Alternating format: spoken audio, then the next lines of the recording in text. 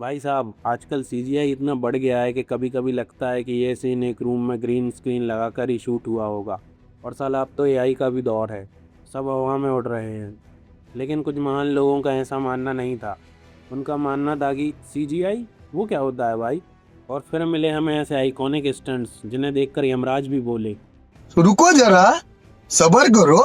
तो आज हम देखेंगे top 10 most insane movie stunts ever, जिन्हें देखकर आपके दिमाग में सिर्फ एक ही सवाल आएगा, ये वही लोग हैं ना जिनकी वजह से लाइफ इंश्योरेंस वालों ने टर्म्स एंड कंडीशंस स्टार्ट करी थी, और एक को तो सही में लाइफ इंश्योरेंस दिया भी नहीं, जिनके बारे में हम आगे बात करेंगे।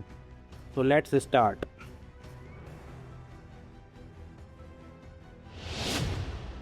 आज के समय शायद ही कोई ऐसा होगा जिसने fast and the furious franchise का नाम ना सुना हो, या कम से कम उसका कोई मीम ना देखा हो। इस फ्रेंचाइज की लगभग हर नई फिल्म के साथ स्टंट्स का लेवल और ऊपर जाता है। और ऑनेस्टली इस फ्रेंचाइज की जर्नी भी काफ़ी अजीब रही है।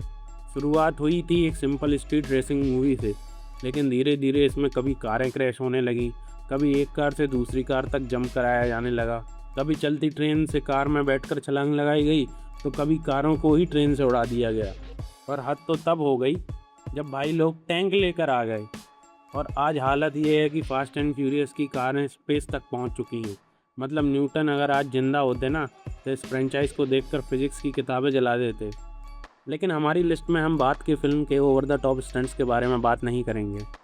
हम वापस चलते हैं उस फिल्म की तरफ जिसने ये सब शुरू किया था, 2001 की पहली द फास्ट एंड फ्यूरियस। और नहीं, हम उस फेमस सीन की बात नहीं कर रहे जहां होंडा एक चलती हुई सेमी ट्रक के नीचे से निकल जाती है। हम बात कर रहे हैं फिल्म के क्लाइमैक्स की, जहां ब्रायन और डॉम के बीच फाइनल ड्रैग रेस होती है। और वहीं हमें देखने को मिलता है वो आइकॉनिक डॉज चार्जर फ्लिप। आजकल फिल्मों में कारों को फ्लिप कराने के लिए अक्सर एक खास स्टंट डिवाइस का इस्तेमाल किया जाता है, जिसे हम कैनन कहते हैं। इसे व्हीकल के नीचे लगाया जाता है और कंप्रेस्ड एयर की मदद से एक मेटल पिस्टन ज़मीन पर ज़ोर से धक्का मारता है, और फिर वही फोर्स कार को हवा में उछाल देती है और पूरी गाड़ी फ्लिप हो जाती है। और हम ये टेक्निक कई फिल्मों में देख चुके हैं, यहाँ तक कि द डार्क नाइट जैसे बड़े प्रोजेक्ट्स में भी। लेकिन फास्ट एंड फ्यूरियस 1 का मामला थोड़ा अलग था। यहाँ कोई फैंसी कैनन नहीं था, कोई सीजीआई नहीं था, बस एक मेटल पाइप, एक रैंप और बहुत ज़्यादा कॉन्फिडेंस। कार ने रैंप पकड़ा और सीधा हवा में फ्लिप हो गई। सिंपल, लेकिन इतना इफेक्टिव कि आज भी लोग उस सीन को याद रखते हैं। और मज़ेदार बात यह है कि फास्ट एंड फ्यूरियस फ्रेंचाइज में हमने लगभग हर तरह के व्हीकल स्टंट्स को देखा है। कार, ट्रेन, टैंक्स, प्लेन्स, यहाँ तक कि रॉकेट्स भी। लेकिन मोटरसाइकिल से जुड़ा हुआ एक ऐसा स्टंट सीक्वेंस जो आज भी एक्शन फैंस के दिमाग में बसा हुआ है, वो हमें ले जाता है हमारी अगली एंट्री की तरफ। जेम्स बॉन्ड हमेशा से कूल रहा है, लेकिन अगर डैनियल क्रेग एरा की सबसे बेहतरीन मूवी की बात हो तो स्काईफॉल को भूलना लगभग नामुमकिन है। और ऑनेस्टली वो फिल्म अलग ही लेवल की थी भाई। एक्शन, स्टोरी, विलन, सिनेमेटोग्राफी, सब कुछ टॉप टियर। अब स्काईफॉल से भी पहले काफ़ी मोटरसाइकिल स्टंट्स आ चुके थे, और कुछ तो इतने लेजेंडरी थे कि फिजिक्स ने खुद अपनी आंखें बंद कर ली थी।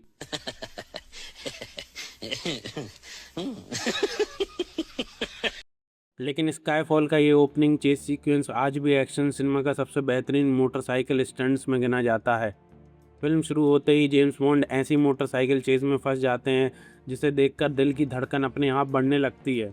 अब डैनियल क्रेग वाले कुछ ऑब्वियस ग्रीन स्क्रीन शॉट्स को छोड़ दें तो इस पूरे सीक्वेंस में ज़्यादातर हिस्सा बिल्कुल रियल था, और यही बात इसे इतना खास बनाती है। इस स्टंट के लिए दुनिया के सबसे बेहतरीन मोटोक्रॉस राइडर्स को बुलाया गया था, और ये लोग कोई आसान काम नहीं कर रहे थे। ये सचमुच मोटरसाइकिल्स को लेकर एक रूफटॉप से दूसरे रूफटॉप पर जंप कर रहे थे। और कई जगह तो जिस लैच पर ये बाइक चला रहे थे उसकी चौड़ाई मुश्किल से 1 मीटर थी। मतलब भाई, मैं तो इतनी पतली जगह पर पैदल चलने से पहले भी 2 बार सोचूं, और ये लोग वहाँ मोटरसाइकिल दौड़ा रहे थे। सबसे गजब बात पता क्या थी कि कई शॉट्स में इनके पास हेलमेट तक नहीं था। टेक्निकली अगर कोई वहाँ से गिर जाए तो हेलमेट भी ज़्यादा कुछ नहीं कर पाएगा, लेकिन फिर भी इन्होंने सेफ्टी गियर्स से ज़्यादा भरोसा अपनी स्किल्स पर रखा, और शायद थोड़ी बहुत ऊपर वाले पर भी। जब पहली बार ये सीन देखते हो तो लगता है कि भाई सीजीआई होगा, इतना परफेक्ट रियल स्टंट कैसे हो सकता है। लेकिन नहीं, ये सच में हुआ था, और यही चीज़ इस सीक्वेंस को और भी इम्प्रेसिव बना देती है। और अगर आपको लगता है कि डैनियल क्रेग का कैसीनो रॉयल वाला पार्कर सीक्वेंस ज़्यादा क्रेजी था, तो अभी रुकिए, क्योंकि हमारी अगली एंट्री में आने वाला इंसान पार्कोर करता नहीं था, वो उन लोगों में से एक था जिन्होंने पार्कर को दुनिया भर में फेमस बनाया है। आजकल लगभग हर एक्शन मूवी पार्कोर का इस्तेमाल करने की कोशिश करती है। हीरो दीवारों पर दौड़ता है, छतों पर कूदता है और इम्पॉसिबल लगने वाले जंप्स करता है। लेकिन ज़्यादातर फिल्मों में इसके पीछे के स्टंट डबल्स, सेफ्टी वायर और ढेर सारी सीजीआई होती है। मतलब जो चीज़ स्क्रीन पर दिख रही होती है वो अक्सर उतनी रियल नहीं होती है। लेकिन डिस्ट्रिक्ट B13 ने इन सबसे एक अलग रास्ता चुना। उन्होंने पार्कर करने वाले एक्टर को हायर नहीं किया, उन्होंने सीधे उस इंसान को कास्ट कर लिया जिसने पार्कोर को पॉपुलर बनाने में सबसे बड़ा रोल निभाया था, डेविड बैले। हाँ, वही आदमी जिसे आज पार्कोर मूवमेंट के फाउंडर्स में गिना जाता है। और अगर आपने ब्रिक मैंशंस देखी है तो आपको डेविड बैले का चेहरा शायद फैमिलियर लगे, क्योंकि उस फिल्म में भी भाई ग्रेविटी की इतनी बेइज्जती करते नज़र आते हैं। सच कहूँ तो डिस्ट्रिक्ट B13 ब्रिक मैंशन की बड़ी बहन जैसा फील देती है।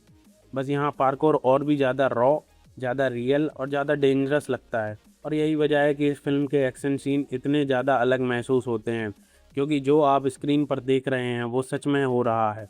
ना कोई सेफ्टी वायर, ना कोई CGI, ना हिडन ट्रिक्स, ना सॉफ्ट लैंडिंग पैड्स, बस एक आदमी और उसकी ऐसी स्किल्स जिन्हें देखकर ग्रेविटी भी कंफ्यूज हो जाए।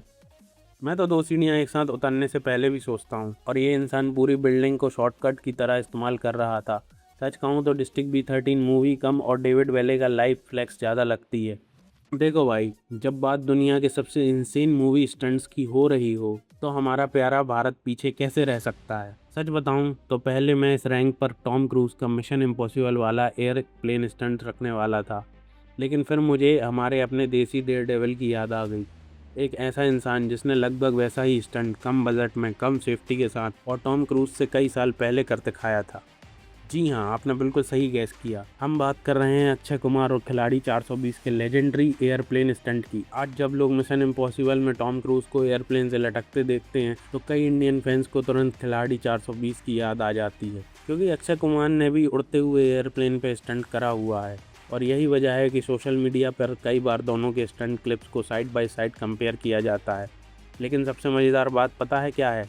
अक्षय कुमार का कहना है कि उन्हें ये स्टंट आइडियाज़ टॉम क्रूज से नहीं मिले थे, बल्कि टॉम एंड जेरी से मिले थे। हाँ भाई, आपने बिल्कुल सही सुना। इन्होंने लाइव एडेप्टेशन का ट्रेंड शुरू से ही चालू कर दिया था। एक इंटरव्यू में अक्षय कुमार ने बताया कि वो बचपन से टॉम एंड जेरी के सबसे बड़े फैन रहे थे और उन्होंने कई स्टंट आइडियाज़ वहीं से लिए। उनका कहना था कि उन्हें याद है टॉम कभी हेलीकॉप्टर से लटक कर जेरी को पकड़ने जाता था, तो उन्होंने वैसा स्टंट सबसे बड़ा खिलाड़ी में कर दिया। और जब टॉम को एयरप्लेन से लटकते देखा तो उन्होंने खिलाड़ी 420 में भी वही आइडिया इस्तेमाल कर लिया। मतलब दुनिया भर के स्टंट परफॉर्मर्स इंस्पिरेशन लेने के लिए मिलिट्री ट्रेनिंग करते हैं, स्काई डाइविंग करते हैं, स्पेशल कोर्सेज करते हैं, और अक्षय कुमार भाई कार्टून नेटवर्क देखकर रिसर्च कर रहे थे। और ऑनेस्टली रिजल्ट भी बुरा नहीं निकला, क्योंकि चाहे इंस्पिरेशन टॉम एंड जेरी से आई हो या कहीं और से, एक बात तो माननी पड़ेगी, उड़ते हुए एयरप्लेन से लटकने में सिर्फ इमेजिनेशन नहीं, बहुत ज़्यादा हिम्मत भी चाहिए। देखो भाई, मिशन इम्पॉसिबल की बात हो जाए और टॉम क्रूज का नाम ना आए तो फिर कमेंट सेक्शन में गालियां पड़ना तय है। नहीं, मैं गाली नहीं दे सकता। नहीं, गाली नहीं देना। अब फैमिली देखती है, वरना मैं ऐसे गाली दूं, ऐसे गाली दूं ना। क्योंकि पिछले 25 सालों से ये आदमी एक्शन सिनेमा को पर्सनल चैलेंज समझकर जी रहा है। पिछले कई सालों में टॉम क्रूज ने लगभग अपने सभी बड़े स्टंट्स खुद किए हैं। कभी उड़ते हुए प्लेन से लटक गए, कभी अंडर वाटर सीन के लिए लगभग 6 मिनट तक अपनी सांस रोक कर रखी, और कभी एक परफेक्ट शॉट के लिए 100 से ज़्यादा हेलो जंप्स तक कर डाले। मतलब भाई, एक्टिंग कम और ग्रिम रीपर को ओपन चैलेंज ज़्यादा दे रहे थे। लेकिन इन सभी इंसेन स्टंट्स के बीच एक स्टंट ऐसा भी है जो बाकी सब पर भारी पड़ता है, और यकीन मानिए इसे देखकर ऑडियंस की जितनी सांसें अटकी थी, शायद टॉम क्रूज की भी उतनी ही अटकी हो। क्योंकि इस बार कोई ग्रीन स्क्रीन नहीं थी, कोई फेक बिल्डिंग नहीं थी, कोई हम बाद में VFX से ठीक कर देंगे वाला ऑप्शन नहीं था। टॉम क्रूज सचमुच बुर्ज खलीफा के बाहर लटक रहे थे, और वो भी ज़मीन से लगभग 1700 फीट ऊपर। मतलब मैं वहाँ खड़ा हो जाऊँ तो स्टंट करना तो दूर, मैं रेलिंग पकड़कर अपनी लाइफ चॉइसेस को याद करने लगूँ। लेकिन टॉम क्रूज भाई बिल्डिंग के बाहर दौड़ रहे थे, खिड़कियों से कूद रहे थे, और ऐसे बिहेव कर रहे थे जैसे ये बस एक नॉर्मल ट्यूसडे हो। और यही वजह है कि आज भी इस स्टंट को मिशन इम्पॉसिबल फ्रेंचाइज के सबसे आइकॉनिक मूवमेंट्स में से एक गिना जाता है। लेकिन सिर्फ खतरा ही इस सीन की खास बात नहीं है। इस सीक्वेंस की सबसे मज़ेदार बात यह है कि एक्शन के साथ इसमें कॉमेडी का भी परफेक्ट मिक्स है। खासकर वो सक्शन ग्लव्स जो कभी परफेक्टली काम करते हैं और कभी बिल्कुल ऐसे बिहेव करते हैं जैसे एग्ज़ाम के दिन इंटरनेट कनेक्शन। जिससे एक पल आप टेंशन में होते हैं और अगले पल आप हंस रहे होते हैं। यही बैलेंस इस सीक्वेंस को इतना मेमोरेबल बनाता है। एक तरफ दिल की धड़कन बढ़ाने वाला सस्पेंस और दूसरी तरफ हल्की फुल्की कॉमेडी। और जब ये दोनों चीज़ें दुनिया की सबसे ऊंची इमारत पर हो रही हों तो रिजल्ट कुछ ऐसा बनता है कि ऑडियंस सालों तक नहीं भूलती। और शायद यही वजह है कि बुर्ज खलीफा स्टंट सिर्फ मिशन इम्पॉसिबल का नहीं बल्कि पूरे एक्शन सिनेमा के इतिहास का सबसे लेजेंडरी स्टंट्स में से एक माना जाता है। अगर ढेर सारे स्टंट्स, एक्शन और लोगों को निपटाने की बातें हो रही हों तो एक आदमी को आप कैसे भूल सकते हैं जिसने अपने कुत्ते के चक्कर में पूरे अंडरवर्ल्ड का कुत्ता बना दिया। 4 फिल्मों में भाई ने लगभग 400 से ज़्यादा बंदे निपटा दिए। दवाई, डॉक्टर, पेन किलर, ये सब उस बंदे की डिक्शनरी में मौजूद है ही नहीं। और गन चलाने की बात करें तो भाई ऐसे रिलोड करते हैं कि कुछ आर्म फोर्सेस वाले भी देखकर नोट्स बनाने लगें। तो नाम है जॉन विक। जॉन विक की हर नई फिल्म पिछली फिल्म से ज़्यादा बड़ी, ज़्यादा खतरनाक और ज़्यादा एंटरटेनिंग होती चली गई। पहली फिल्म में जॉन विक सिर्फ अपने कुत्ते का बदला लेने निकला था, लेकिन 4 फिल्मों बाद हाल ये हो गया कि पूरी दुनिया उसे मारने के लिए लाइन में खड़ी थी। मतलब भाई रिवेंज लेने निकले थे और देखते देखते दुनिया के सबसे वांटेड आदमी बन गए।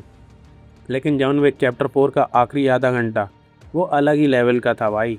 यहाँ एक्शन सीन रुकता नहीं है, एक फाइट ख़त्म होती है और उससे भी ज़्यादा क्रेजी फाइट शुरू हो जाती है। और इन्हीं सब के बीच आता है हमारा फिल्म का सबसे यादगार सीक्वेंस, वो फेमस स्टेयरकेस फाइट।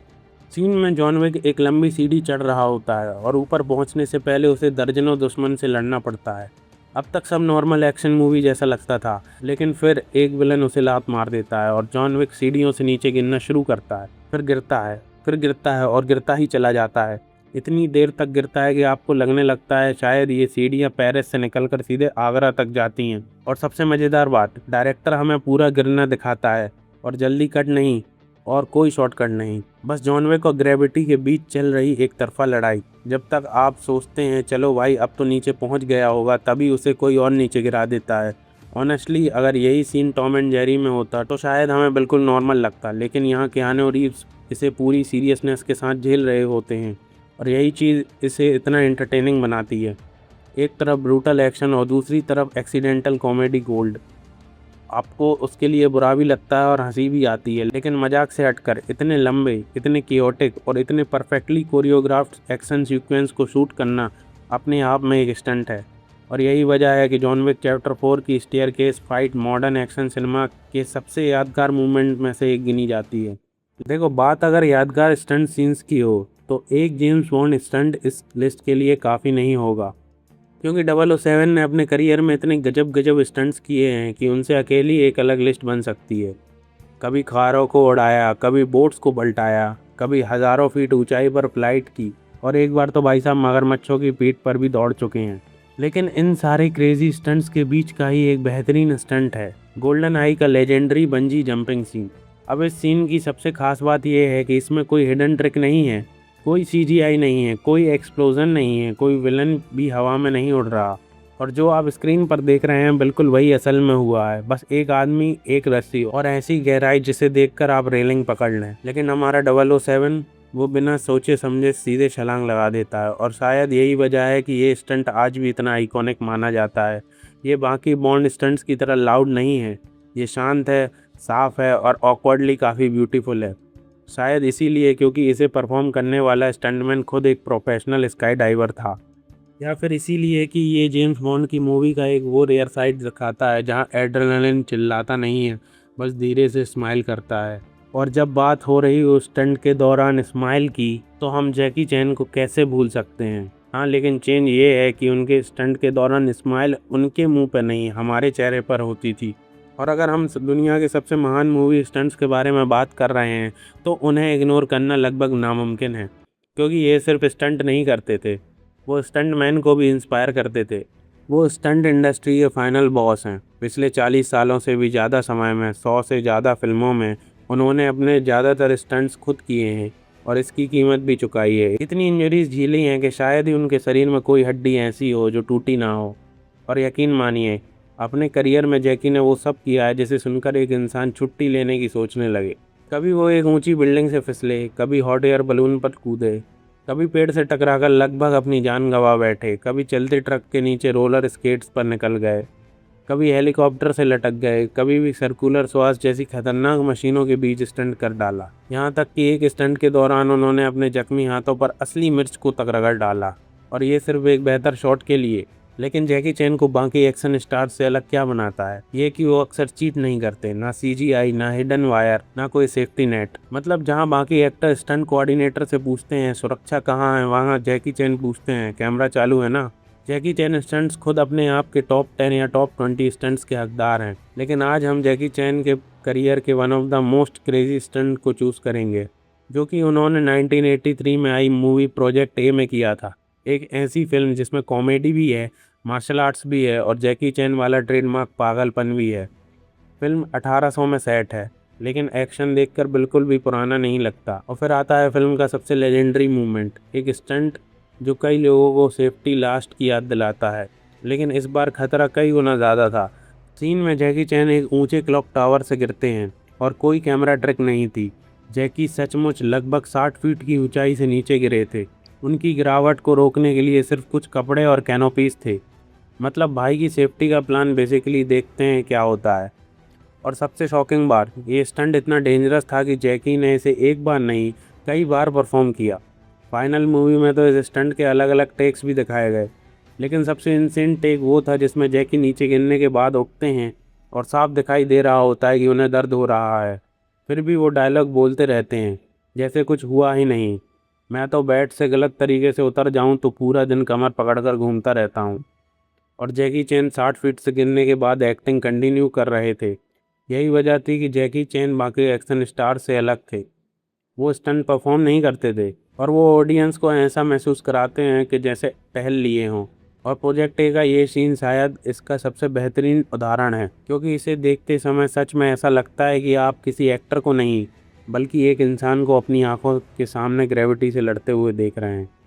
जैकी चैन ने हमें एक से एक मेमोरेबल स्टंट्स दिए, लेकिन अगर हम स्टंट हिस्ट्री की बात करते हैं तो हमें थोड़ा पीछे जाना पड़ेगा, बहुत पीछे। उस दौर में जब फिल्मों में CGI नहीं था, ना ग्रीन स्क्रीन, ना VFX आर्टिस्ट की पूरी आर्मी।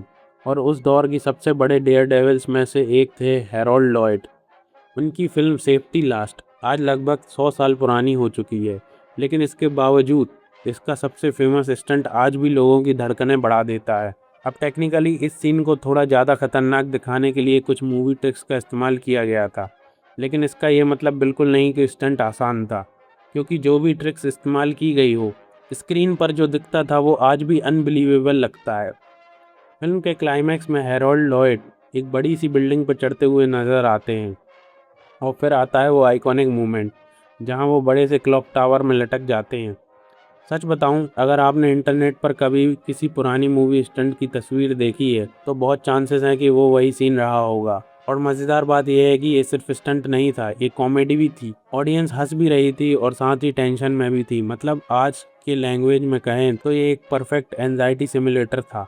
हर फ्लोर के साथ खतरा बढ़ता जाता था और हर मिनट पर आपको लगता था कि अब कुछ गलत होने वाला है, लेकिन हैरोल्ड लॉयड पूरी सीक्वेंस को इतनी चार्म के साथ निभाते हैं कि आप स्क्रीन से नज़र हटा ही नहीं पाते। और शायद सबसे बड़ी बात यह है कि इस स्टंट को आज भी एक्शन सिनेमा का one of the greatest stunt माना जाता है। बिल्डिंग पर चढ़ना, ऊंचाई से लटकना और इम्पॉसिबल लगने वाले प्रैक्टिकल स्टंट्स करना, इन सब की इंस्पिरेशन कहीं ना कहीं इसी सीक्वेंस तक पहुंचती है। यानी आज टॉम क्रूज बुर्ज खलीफा पर चढ़ रहे हैं या मिशन इम्पॉसिबल में स्काई स्क्रैपर्स पर लटक रहे हैं, तो उसकी जड़ें लगभग 100 साल पहले हैरोल्ड लॉयड के उस क्लॉक टावर तक जाती है। और यही वजह है कि सेफ्टी लास्ट सिर्फ एक ग्रेट स्टंट नहीं है, ये उन स्टंट्स में से एक है जिन्होंने पूरी स्टंट इंडस्ट्री का फ्यूचर बदल दिया। और अब बात करते हैं हमारे आज के नंबर 1 की।